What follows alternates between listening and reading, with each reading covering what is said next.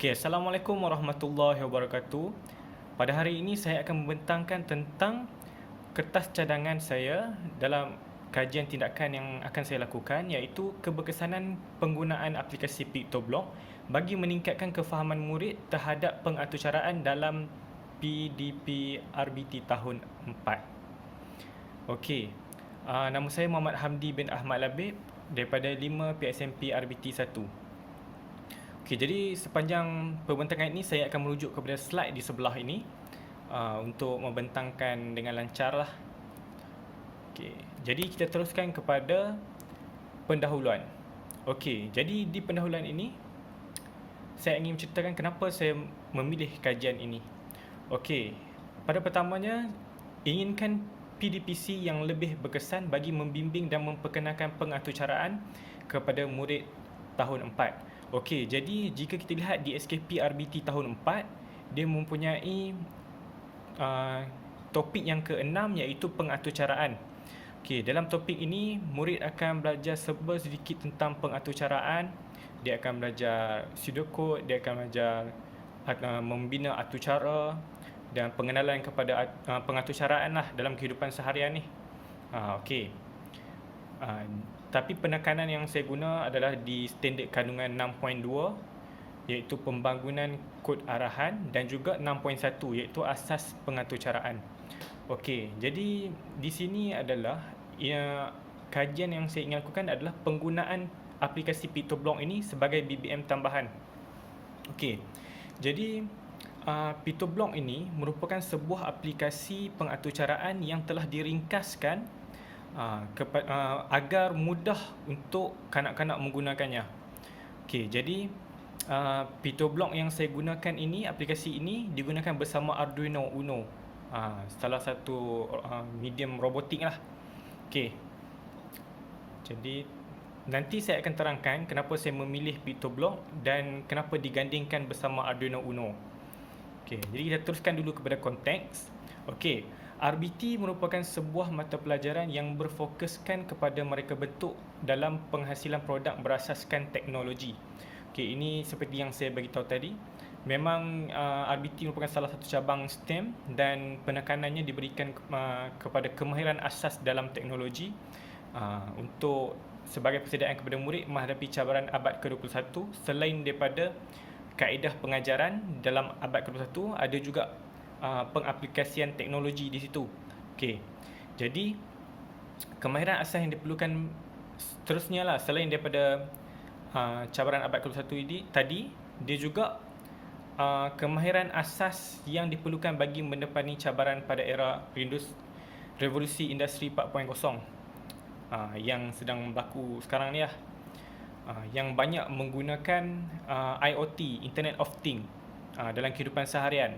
Dan di production line di kilang sekarang banyak menggunakan data dalam menggunakan programming dalam menjalankan mereka punya production line. Okey, jadi kita sedia tahu bahawa bagi menyediakan generasi yang akan datang, dia bermula daripada sinilah, pemupukan daripada awal lagi kepada murid-murid inilah. Jadi sebab itu RBT penting dalam memperkasakan teknologi dalam kehidupan seharian kita ni lah. Macam memberi input awal kepada kanak-kanak generasi muda ini. Okey, jadi kita teruskan kepada refleksi PDP terdahulu lah yang saya lakukan. Jika dalam topik 6 ini, pengaturcaraan, pengajaran yang mengandungi unsur teknologi ini merupakan teknologi adalah penggunaan teknologi dalam PDPC seperti paparan video, dokumentari, multimedia interaktif, animasi, permainan digital dan lain-lain. Ini adalah pengajaran yang mempunyai unsur teknologi lah.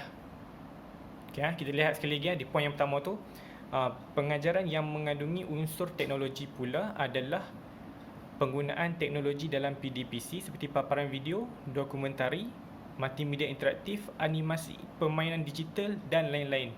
Okey, jadi apa yang saya lakukan dengan PictoBlock ini, yang dan lain-lain itulah. Dia bukanlah satu animasi, dia bukan permainan digital. Okey. Okey, jadi di PDP yang terdahulu saya menggunakan Scratch kerana ia disarankan di buku teks lah. Tapi kita lihat di situ, nanti kita akan lihat saya membuat analisis SWOT terhadap refleksi ini. Jadi kita lihat di slide seterusnya. Okey, ini adalah analisis SWOT yang telah saya lakukan. Okey, jika kita lihat di sini strength daripada semua ini adalah SWOT daripada PDP yang saya lakukan sebelum inilah. Okey, jadi kita lihat di strength, iaitu kekuatan penggunaan teknologi seperti PDPC seperti aplikasi Scratch. Okey, jadi ini merupakan satu kekuatan lah kerana dalam topik programming kita menggunakan Scratch. Memang betul-betul kita melakukan amali lah, lakukan secara amali, bukan belajar secara teori sahaja. Okey, jadi Scratch ni bagus untuk lakukan pengaturcaraan bagi animasi, kerana Scratch ini memang didesain untuk animasi dan cerita pendek dan sebagainya lah yang dalam bentuk-bentuk 2D. Itu adalah Scratch. Okey, tapi kelemahan yang kita lihat di sini, murid tidak dapat membuat penerangan tentang konsep dan pengaplikasian pengaturcaraan bersama benda-benda mawjud seperti robot dan mesin. Okey, di 6.1 asas pengaturcaraan, dia menerang dalam buku teks dan di SKP menerangkan untuk kita terangkan tentang penggunaan pengaturcaraan dalam barang-barang dalam kehidupan seharian. Okey, tapi jika kita semasa kita melakukan amali di 6.2, kita menggunakan Scratch yang menggunakan pengaturcaraan bagi animasi. Jadi di situ bahan mawjudnya itu kita tak nampak dengan jelas kerana dia dalam bentuk 2D dalam skrin. Okey, jadi jika tanya kepada murid untuk aplikasi 2D, mereka boleh jawab. Tapi kalau macam kita nak tanya tentang okey, macam mana robot ni bergerak sendiri tanpa kontrol, okey, macam mana mesin ni boleh bergerak sendiri tanpa kontrol, tanpa kita ada kawalan yang pegang ataupun kita terus tekan, dia akan terus jalan satu proses sehingga habis. Okey, itu mereka kurang nampak. Okey, jadi peluang kat sini, opportunity, dapat membuat satu BBM tambahan dalam PDBC ini bagi berdasarkan pengalaman yang ada dalam pengaturcaraan melalui Scratch. Okey, melalui pengalaman saya dalam PDP terdahulu tadi, saya ingin menggunakan satu lagi BBM iaitu PictoBlock. Kajian saya ini untuk agar murid dapat menghayati dengan lebih pengaturcaraan ini, terutamanya dengan peralatan-peralatan dalam kehidupan seharian kita ni.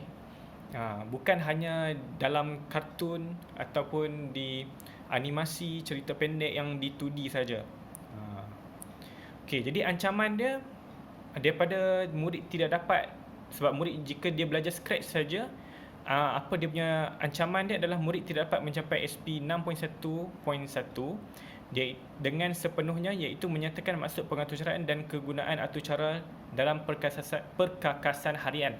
Ini adalah dalam DSKP ya, standard pembelajaran 6.1.1 dengan sepenuhnya, iaitu menyatakan maksud pengaturcaraan dan kegunaan aturcara dalam perkakasan harian. Mereka mungkin boleh terangkan secara surface, secara permukaan, tapi jika kita tanya dengan lebih mendalam, mereka dah macam bingung sebab mereka mungkin tak faham macam mana jika contoh ini adalah robot.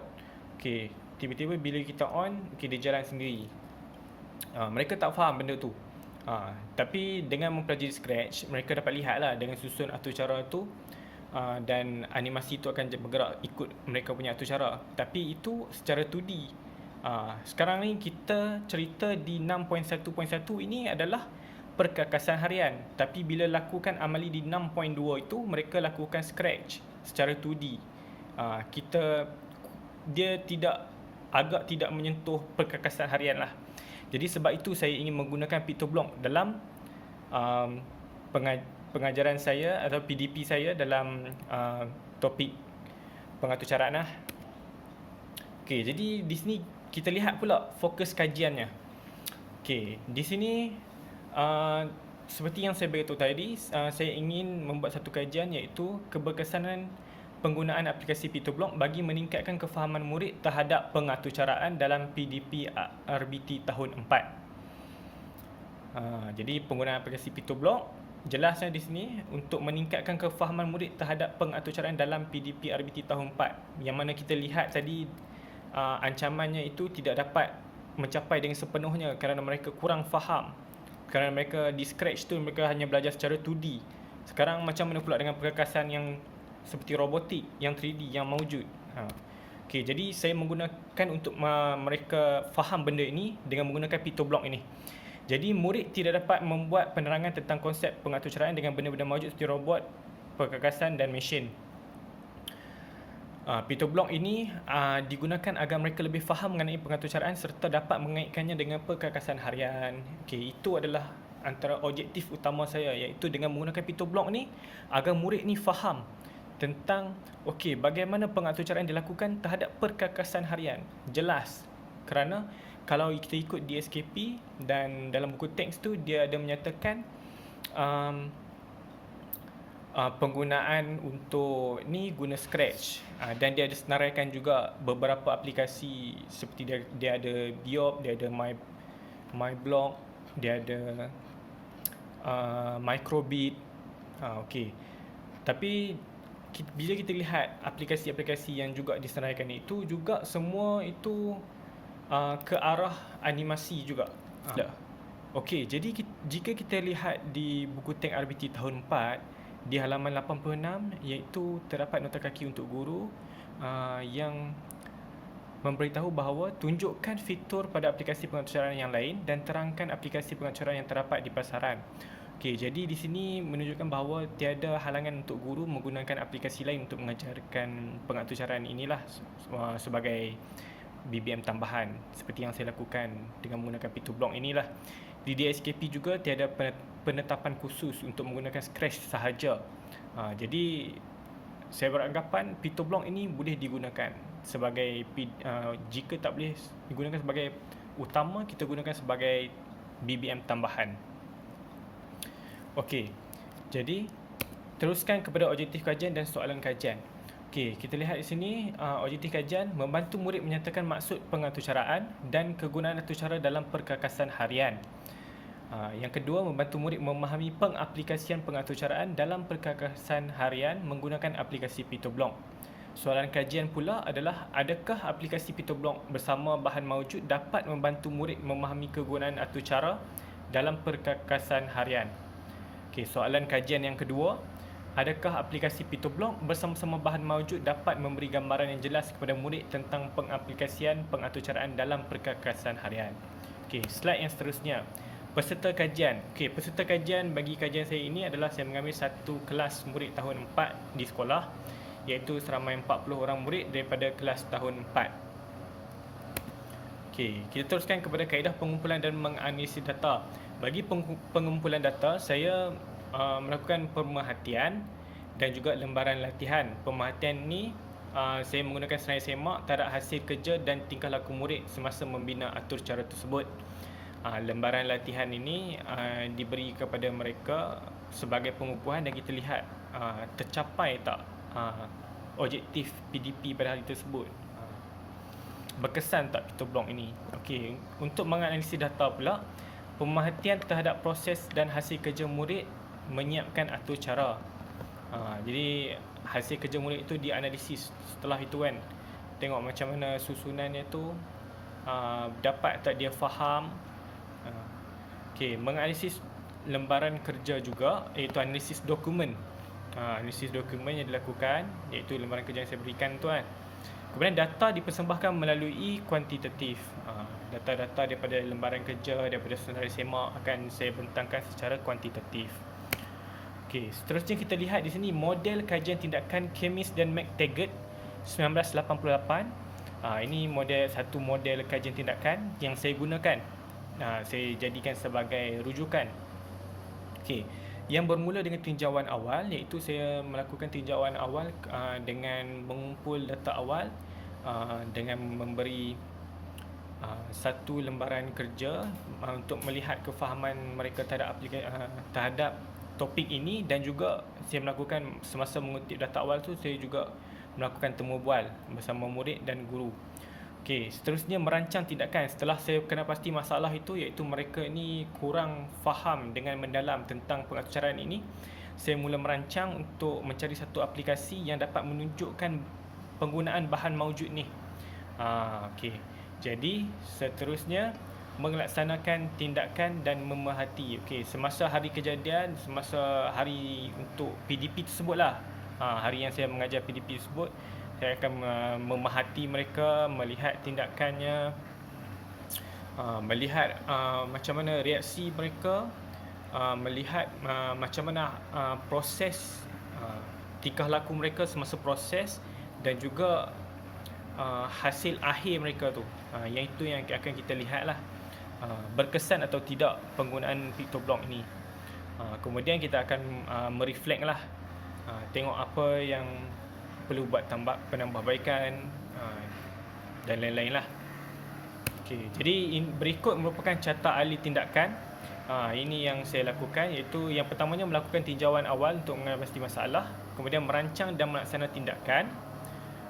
Seterusnya memperkenalkan PictoBlock kepada murid dan menunjukkan demonstrasi cara menyusun dan membentuk atur cara. Ini pada langkah ini saya akan kenalkan dulu PictoBlock kepada murid-murid. Semasa itu mereka mungkin dah mempelajari Scratch. Jadi saya akan perkenali pula PictoBlock ini. Kemudian saya akan membuat demonstrasi cara menyusun dan membentuk atur cara. Ini agak tidak ada masalah kerana mereka jika sebelum ni ada pengalaman dengan Scratch, jadi mereka tidak ada masalah. Okey, seterusnya guru membuat satu atur cara ringkas, kemudian melakukan uji lari atur cara tersebut menggunakan kit robotik model kereta. Okey, semasa saya buat demonstrasi itu, saya akan guna demonstrasi penyusunan atur cara tu, saya akan masukkan kepada Arduino, iaitu robot kit. Untuk Arduino ni, saya akan menggunakan satu kit model robotik kereta, untuk kereta, untuk menguji atur cara yang susun dalam PictoBlock tu. Okey.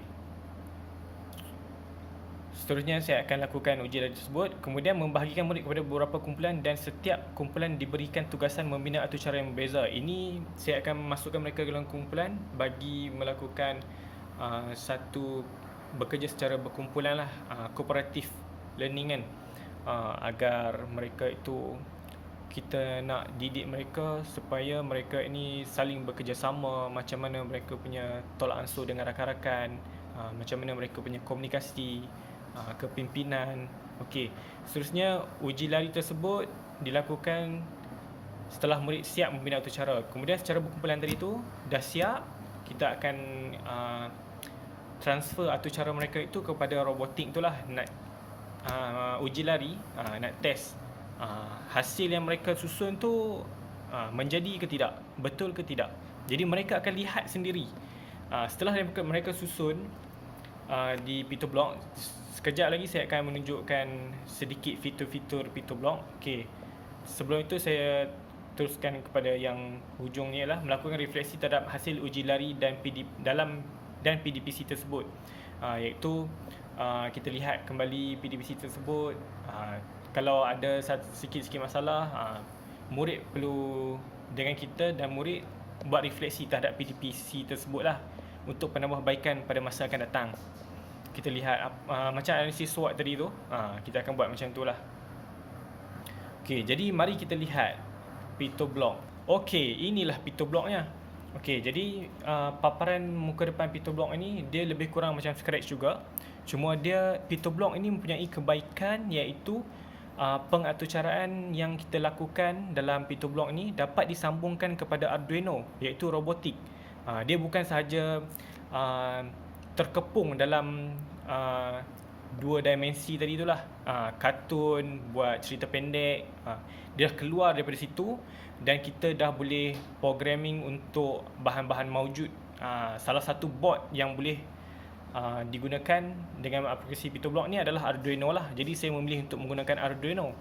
Jadi kita lihat di sini di board. Okey, di sini ada banyak pilihan ni. Dia ada eVive, Arduino Uno, Arduino Mega, Arduino Nano, ESP, T-Watch, Microbit dan TouchBit. Okey, jadi saya memilih untuk menggunakan Arduino Uno. Okey, nanti dia akan connect kan. Okey, di serial port ni, jika saya akan sambungkan, dia akan ada kat sini dia tulis. Okey, tapi di sini kita hanya tengok paparannya. Okey, ini adalah PitoBlock. Jadi nanti murid akan menyusun contohnya yang saya akan lakukan. Contoh set digital pin as output as high. Yang ni kalau kita nak tengok dia punya LED tu kan, berkelip-kelip. Okey, boleh set control. Okey, wait for 1 second. Kemudian kita tengok balik kepada Arduino ini, set digital pin output 13 ni juga ke low. Kemudian control. Okey, tarik. Mudah, pengaturcaraannya mudah. Dia menggunakan blok-blok inilah untuk menyusun. Jadi murid ni faham. Dan mereka nampak menarik lah. Dan paparan di tepi ni pun tengok ada gambar-gambar, ada warna-warni. Okey, ini kita boleh letak forever. Okey, jadi nanti pada peringkat awal permulaannya nanti kita akan letak ini, when Arduino start up. When Arduino start up ni kita akan letak kat atas ni. Okey, jadi bila kita upload, okey, sini dah ada upload kan. Saya tengah upload. Okey, lihat di kanan ni. Tengok di sini adalah coding yang itulah yang betul-betul bentuk dalam coding kan. Okey, jadi kita tekan upload code ni, dia akan upload masuk dalam kita punya board. Dan nanti robotik car tu, kit robotik model kereta tu, kita akan set lah. Okey, dia akan jalan. Okey, dia akan belok ke kiri, belok ke kanan. Okey, dia akan blinkkan LED belah mana untuk belok. Dia ada LCD satu, kita boleh type hello, hi. Jadi murid akan setting benda-benda tu nanti dalam penggunaan pengaturcaraan ringkas inilah. Jadi ini adalah satu yang menarik kerana dia menggunakan bahan maujud. Sebab itu saya memilih PitoBlock ini. Jadi murid, jika ada bahan maujud, murid lebih mudah faham kerana pelbagai deria digunakan. Mereka menyentuh, mereka melihat sekeliling, mereka ada dengar persekitaran. Okay. Jadi PitoBlock ini lebih efektif berbanding Scratch lah. Jika kita nak bandingkan daripada sudut bahan maujud, kefahaman terhadap perkakasan harian seperti robot dan lain-lain itulah. Okey. Jadi di sini saja pengakhirannya perbentangan saya ini. Jadi sekian, terima kasih. Nama saya Muhammad Hamdi bin Malabik daripada 5 PSMP RBT 1.